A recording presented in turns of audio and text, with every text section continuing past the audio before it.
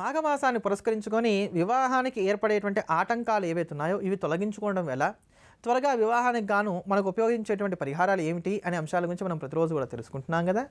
ఆ క్రమంలో ఈ రోజున శని జాతకరీత్యా అనుకూలంగా లేక వివాహాలు ఆలస్యం అవుతున్నాయి అనుకున్నప్పుడు మనం పాటించుకోదగినటువంటి పరిహారాన్ని గురించి తెలుసుకుందాం. సప్తమంలో కనుక శని ఉన్నట్లయితే వివాహానికి ఆటంకాలు అనేకంగా ఏర్పడతాయి. లేకపోతే శని దృష్టి సప్తమానికి ఉన్నా కూడా వివాహపరంగా విశేషమైన ఆటంకాలు కలుగుతూ ఉంటాయని చెప్పని జాతకంలో చెప్తూ ఉంటారు, జ్యోతిష్కులు చెప్తూ ఉంటారు జాతకరీత్యా. ఇటువంటి ఈ దోషాలు పోగొట్టుకోవడానికి అదే ప్రకారంగా ఏలినాటి శని కానీ అష్టమ శని కానీ నడుస్తున్నప్పుడు కూడా వివాహ సంబంధాలు కొంత ఆలస్యంగా వస్తూ ఉంటాయి, లేదా సరైనటువంటి సంబంధాలు రాకుండా ఉంటూ ఉంటాయి. ఇటువంటి దోషాలు పోగొట్టుకోవడానికి ఇప్పుడు మనం చెప్పుకోబోతున్నటువంటి పరిహారం ఏదైతే ఉందో ఇది అమోఘంగా పనిచేస్తుంది.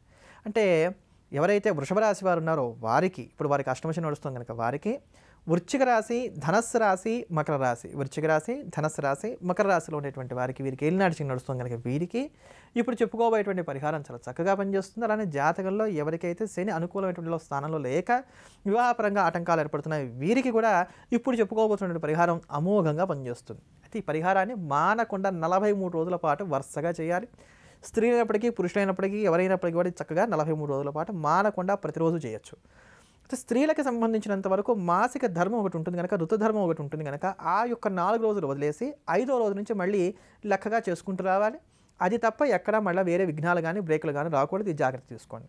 దీనికి ఏం చేయాలి? చాలా తేలికైన పని. రావి చెట్టు దగ్గరికి వెళ్ళి రావి చెట్టు మొదట్లో నీళ్లు పోసి నువ్వుల నూనెతోటి రావి చెట్టు దగ్గర దీపారాధన చేయండి. తూర్పు ముఖంగా నిలబడే నీళ్లు పోయాలి, తూర్పు ముఖంగా వెలిగే విధంగానే దీపారాధన చేయాలి. ఇలా చేసి 11 సార్లు హనుమాన్ చాలీసాని పారాయణ చేయండి. 11 సార్లు హనుమాన్ చాలీసాని పారాయణ చేయండి. 43 రోజుల పాటు ప్రతిరోజు కూడా 11 సార్లు హనుమాన్ చాలీసాని పారాయణ చేస్తురండి. ఇలా చేయడం వలన చక్కటి లాభాలు పొందగలుగుతారు, మంచి సంబంధాలు కూడా వస్తాయి. ఇటువంటి మరిన్ని అమోఘమైనటువంటి పరిహారాల గురించి తెలుసుకోబోయే ముందుగా గోవిందా గోవింద అంటూ స్వామివారిని కీర్తిద్దాం, తరిద్దాం. శ్రీనివాస గోవింద, శ్రీ వెంకటేశ గోవింద, భక్తవత్సల గోవింద, భాగవత ప్రియ గోవింద, గోవింద హరి గోవింద, వెంకటరమణ గోవింద, గోవింద హరి గోవింద, వెంకటరమణ గోవింద, నిత్య నిర్మల గోవింద, నీలమేఘ శ్యామ గోవింద, పురాణ పురుష గోవింద, పుండరీకాక్ష గోవింద, గోవింద హరి గోవింద, వెంకటరమణ గోవింద, గోవింద హరి గోవింద, వెంకటరమణ గోవింద.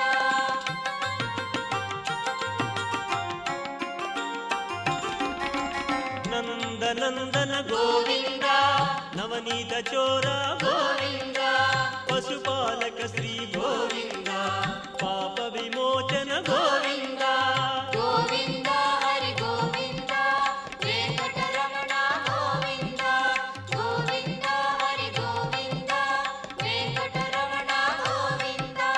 దుష్ట సంహార గోవింద, దురిత నివారణ గోవింద. ఇవాళ నుంచి ప్రారంభం చేసి మనం ప్రతిరోజు కూడా ఐశ్వర్యాన్ని పొందడానికి, మనకు ఉండేటువంటి దారిద్ర్య బాధలను పోగొట్టుకోవడానికి ఏ స్తోత్రాలు ఉపకరిస్తాయో తెలుసుకుందాం అనుకున్నాం కదా. ఆ క్రమంలో ఈ రోజున మన అమ్మాయి పెళ్ళి అనుకున్నాం, లేదా అబ్బాయిని ఎంఎస్కి పంపించాలనుకున్నాం. ఇట్లా ఏదైనా ఒక శుభకార్యాలు తలపెట్టాము. ఈ తలపెట్టినటువంటి శుభకార్యాలకు కావాల్సిన ధనాన్ని సమృద్ధిగా సేకరణ చేయడానికి, సమీకరణ చేసుకోవడానికి వాళ్ళ దగ్గరికి వీళ్ళ దగ్గరికి వెళ్ళి మనం సహాయాన్ని అర్థిస్తున్నాం.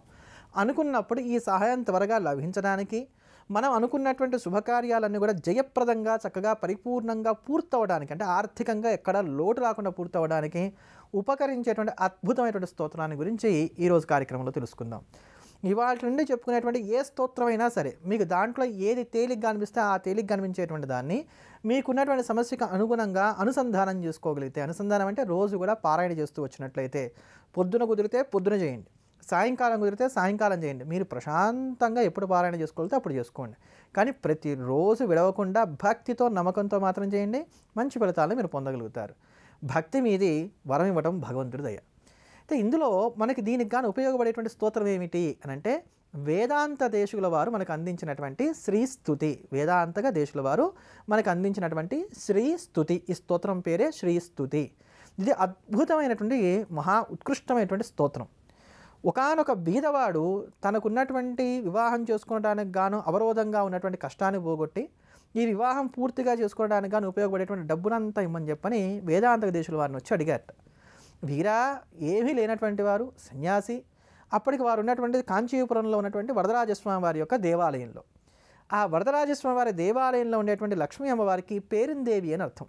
అమ్మ, నన్ను ఆశ్రయించి ఈ బ్రాహ్మడు వచ్చాడు, నన్ను డబ్బు అడుగుతున్నాడు, లేదు అన్న పదం వాడటం అంటే నాకు ఇష్టం లేదు కనుక నిన్ను ప్రార్థిస్తున్నాను, నాకు ధనాన్ని ఇవ్వవలసింది, ఆ ధనంతోనే ఈ అబ్బాయికి కావాల్సినటువంటి కష్టానంతా కూడా తీరుస్తానని చెప్పని సాక్షాత్తు వేదాంత దేశుల వారు లక్ష్మీదేవిని ఉద్దేశించి చేసినటువంటి స్తోత్రమే శ్రీస్తుతి. ఈ శ్రీస్తుతి ఎంత గొప్పది అని అంటే, ఈ స్తోత్రం పూర్తయిపోయే వాటికి అమ్మవారికి చాలా సంతోషం కలిగిందట. మొత్తం ఇందులో 25 శ్లోకాలు ఉంటాయండి. ఈ 25 శ్లోకాలు పూర్తయ్యే వాటికి లక్ష్మీదేవికి సంతోషం కలిగి అక్కడ బంగారు వర్షాన్ని కురిపించిందిట, ధన వృష్టిని కురిపించిందిట. దానితో ఆ బీదవాడి యొక్క దరిద్ర బాధ తొలగిపోయింది. వేదాంత దేశుల వారికి ఉన్నటువంటి భగవద్ అనుగ్రహం కూడా నిరూపణ చేయబడింది. అంతటి అద్భుతమైనటువంటి స్తోత్రం శ్రీస్తుతి. నిత్యం కూడా శుచిగా శుభ్రంగా తులసి కోట దగ్గర కానీ లేక లక్ష్మీ అమ్మవారి యొక్క చిత్రపటం దగ్గర కానీ ఆవు నేతితోటి దీపారాధన చేసి మానాతీత ప్రతిత విభవాం మంగళం మంగళానాం, మానాతీత ప్రతిత విభవాం మంగళం మంగళానాం. శ్రీస్తుతి యొక్క ప్రారంభంలో ఉండేటువంటి వరస ఇది. మానాతీత ప్రతిత విభవాం మంగళం మంగళానాం. ఇలా ప్రారంభమయ్యేటువంటి ఈ 25 శ్లోకాలు కూడా పారాయణ చేసి మీ మనస్సులో ఉండేటువంటి కోరిక చెప్పుకొని ఆ లక్ష్మీ అమ్మవారికి చక్కగా నమస్కారం చేసుకోండి. మీ ఇంట్లో ఉండేటువంటి శుభకార్యాలు ధనంతో ముడిపడినటువంటివి ఏవైతే ఉన్నాయో అవన్నీ కూడా జయప్రదంగా పూర్తవుతాయి లక్ష్మీ అనుగ్రహ ప్రభావం కారణం చేత. ఇటువంటి మరిన్ని అద్భుతమైనటువంటి పరిహారాలు తెలుసుకోబోయే ముందుగా సోమవారాన్ని పురస్కరించుకొని మనందరికి కూడా శివానుగ్రహాన్ని, ప్రత్యేకించి విశ్వనాథుడి యొక్క అనుగ్రహాన్ని అందించేటువంటి విశ్వనాథ అష్టకాన్ని శ్రవణం చేద్దాం. శివానుగ్రహానికి పాత్రులమవుదాం. గంగాతరంగ రమణీయ జటాకలాపం గౌరీ నిరంతర విభూషిత వామభాగం నారాయణ ప్రియమనంగ మదాపహారం వారాణసీపురపతిం భజ విశ్వనాథం.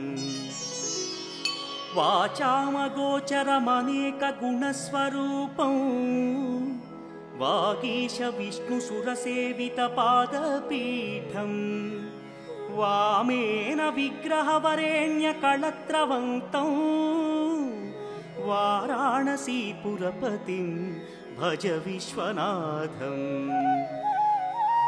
భూతాధిపం భుజగభూషణభూషితాంగం వ్యాఘ్రాజినాంబరధరం జటిలం త్రినేత్రం పాశాంకుశాభయవరప్రదశూలపాణిం వారాణసీపురపతిం భజ విశ్వనాథం.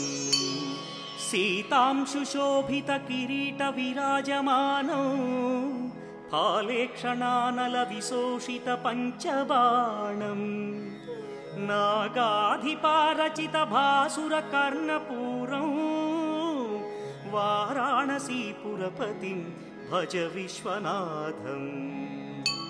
పంచాననం దురితమత్తమతంగజానాం నాగాంతకం ధనుజ పుంగవ పన్నగానాం దావానలం మరణశోకజరాటవీనాం వారాణసీపురపతిం భజ విశ్వనాథం.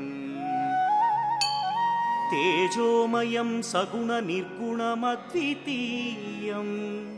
ఆనందకందమపిరాజితమప్రమేయం నాగాత్మకం సకల నిష్కళమాత్మరూపం వారాణసీపురపతిం భజ విశ్వనాథం. ఆశాం విహాయ పరిహృత్య పరస్య నిందాం పాపేరతిం చ సునివార్య మనస్సమాధౌ ఆదాయ హృత్కమలమధ్యగతం ప్రదేశం వారాణసీపురపతిం భజ విశ్వనాథం.